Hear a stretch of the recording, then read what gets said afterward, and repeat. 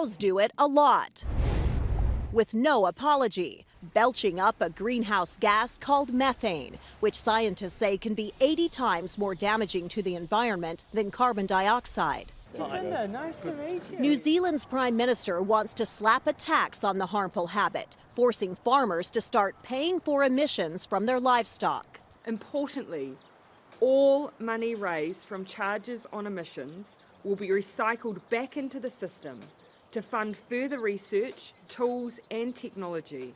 Jacinda Ardern says farmers can recover the cost by charging more for climate-friendly products. But critics argue the world-first proposal ignores measures many farms are already using to counter greenhouse gases. This initiative actually sends the wrong signals to the wrong sector and isn't sufficient to address the climate emergency that we're in. The plan includes incentives for farmers who reduce emissions through feed additives. These calves are drinking a milk formula blended with kombucha, a probiotic experts say reduces burping. We were able to show that we got a reduction in methane of up to 20% in those animals. Farmer David Ackland hopes the government will throw out the tax plan. We'd really like them to think again.